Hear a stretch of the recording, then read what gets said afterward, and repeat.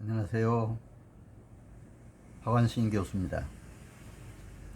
오늘은 시장경제체제하에서 부동산 거래에 관해 말씀을 드리겠습니다. 지난 7월 30일 이제 임대차 3법이 이제 국회에 통과돼서 지금 시행되고 있습니다. 이 개정안의 주요 내용을 보면은 세입자는 추가 2년의 계약 연장을 요구할 수 있고, 집주인은 자신이 실거주하는 사정 등이 없으면 이를 받아들여야 하도록 되어 있습니다. 이때 임대료는 직전 계약액의 5%를 초과해서 인정할 수는 없도록 이렇게 규정하고 있습니다. 이번 임대차 3법 중 전월세 신고제는 준비 기간 등을 감안해서 2021년 6월 1일 시행하도록 되어 있습니다. 이 임대차 3법 중 계약갱신 요구권과 전월세 상한제를 규정한 개정안이 나왔는데, 가장 관심이 많은 부분은 소급 적용 문제입니다. 이게 법 시행 당시 하루라도 만기가 남아있다면 개정법상의 갱신 요구권과 5% 상한율이 적용되도록 하여 소급 적용에 이런 논란의 소지도 남아있다고 봅니다. 결국 이 개정안 문구상으로는 소급 적용하는데 문제가 없도록 이제 다듬긴 했습니다. 그러나 역시 소급 입법의 위헌성에 다툼의 여지는 아직도 남아있다고 봅니다. 특히 이제 이번 개정안은 부칙에는 또 하나의 특이한 규정이 부과되어 있습니다. 이 법 시행 전에 임대인이 갱신을 거절하고 제3자와 임대차 계약을 체결한 경우에는 이 개정안을 적용하지 않는다라고 이렇게 규정을 하고 있습니다. 그래서 임대차 만기 6개월 전부터 한 달 전 사이에 임차인에게 갱신 거절 통지를 하고, 다른 임차인과 새롭게 임대차 계약을 체결한 임대인은 이 법을 적용받지 않게 됨으로써 기존 임차인의 갱신을 요구하지 못하고 나가야 되는 이런 상황이 되어 있습니다. 또한 임대인 체결한 다른 임차인과의 계약은 그대로 유효하게 되어 있습니다. 결국 현재 임대인들이 이 개정안의 소급 적용을 피하려면 이 법을 시행되기 전 바로 임대차 만기 한 달 전까지 갱신 거절의 의사 표시를 하도록 되어 있습니다. 또한 이 개정안의 특징 중 하나는 집주인이 실거주 목적 갱신 거절이 인정된다는 것입니다. 다만 집주인의 탈법, 편법적인 갱신 거절을 막기 위해서 실거주 의무 위반의 경우에는 임차인에게 손해배상 청구권을 인정하고 있습니다. 갱신 거절 당시 월세 3개월치와 임대인이 새로운 임차인에게 받는 월차임과 갱신 거절 당시 월차임의 차액의 2년분에 해당하는 금액 중 큰 금액으로 손해를 배상받도록 이렇게 되어 있습니다. 한편 논란이 많았던 신규로 체결되는 최초 계약에는 당연히 개정안이 적용되지 않아 보증금을 임의로 정할 수 있고, 한 번의 계약 갱신 후에 새로운 임차인을 들일 때에도 역시 보증금을 임의로 정할 수 있도록 하여 임대인에 대한 배려도 담겨 있다고 보겠습니다.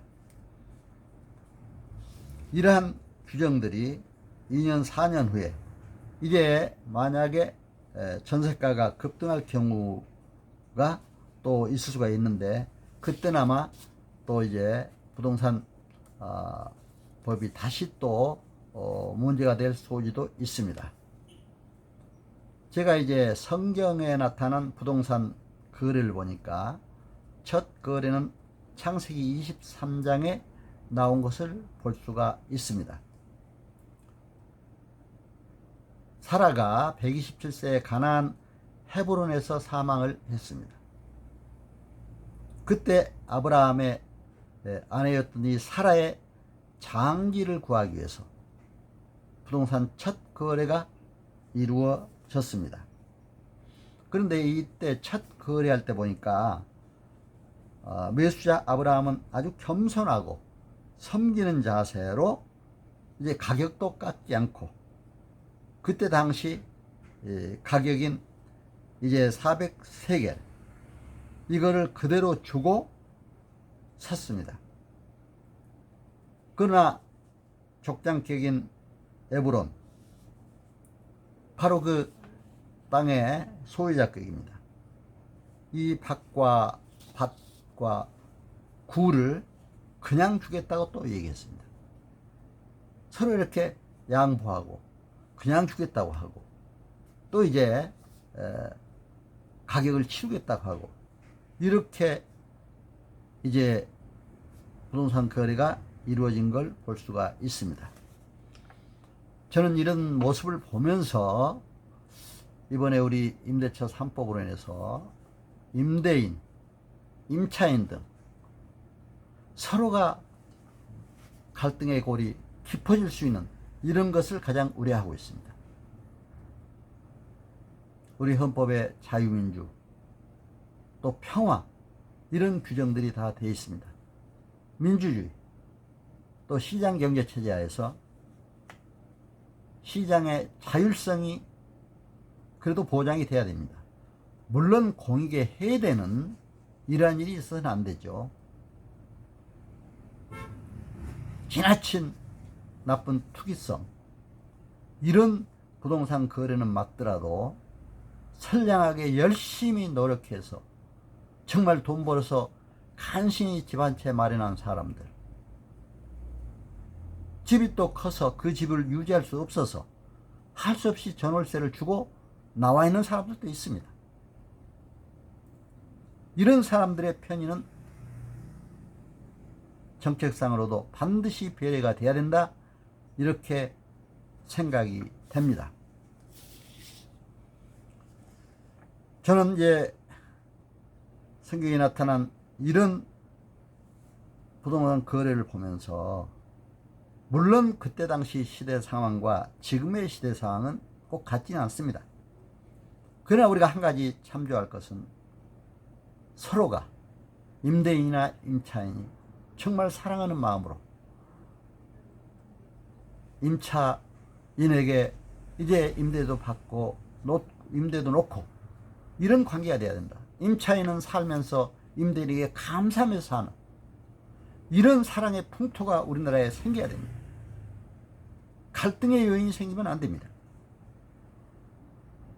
저는 특히 국가 전문 자격사로서 공인중개사 자격도 가지고 있고, 또 경영지도사, 컨설팅, 또 행정사 자격을 갖고, 또 이제 고위공직자들 교육도 하고 있고, 또 이제 경영 지도사 자격을 갖고 한 100여 기업 진단 지도 컨설팅도 했습니다. 그리고 전 세계를 돌아다니면서 우리나라뿐만 아니라 국제평화, 남북의 통일을 위해서 외치고 다니기로 했습니다. KBS나 MBC, SBS,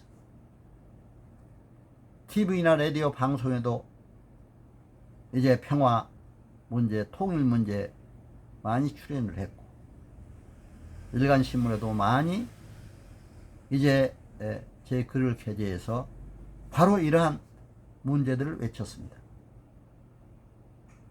우리는 분명히 자유민주주의 체제, 자유시장 경제체제 틀을 지키면서 앞으로 모든 이제 경제정책, 또 부동산정책, 기타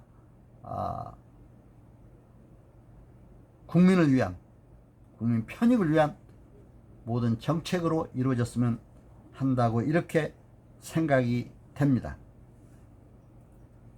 바로 우리 헌법에 규정된 자유민주, 평화, 또 이제 행복, 이런 기본 이념들을 지키면서 우리가 서로 사랑하고, 더구나 코로나19로 힘든 시기에 서로 사랑하며 배려하며 존경하며 정말 하나가 되는, 평화로 하나 되는 이런 나라가 됐으면 합니다. 우리 내부적으로 국내에서 하나 되지 못하고 남북을 세계 유일한 분단국인 남북이 있습니다. 남북이 통일된다고 하는 것 정말 힘든 일이라 생각이 됩니다. 우리부터 먼저 통일 문화를 창출해서 서로 하나 되고 정말 민주주의 기본 바탕, 자유시장 경제체의 기본 틀 속에서 모든 것이 이루어져야 된다, 이렇게 저는 생각합니다. 여러분, 코로나로 힘든 시기에 서로 사랑하고 배려하면서 이 국난을 잘 극복하고, 물론 국가적으로 또 정책적으로 전면에 수고하는 정부나 또 국회, 정치인, 또 특히 코로나 때 수고한 의료인들, 일선에서 뛰는 모든 우리 기업인들, 정말 자영업자들, 각 전문 자격사들 모두가 다 지금 힘듭니다. 이러한 때 서로가 위로하고 격려하며 사랑하며 행복한 우리 대한민국, 평화로운 대한민국을 이루었으면 하는 마음 간절합니다. 여러분, 저의 말씀 잘 청취해 주셔서 감사를 드립니다. 여러분, 건강하시고 평안하세요. 감사합니다.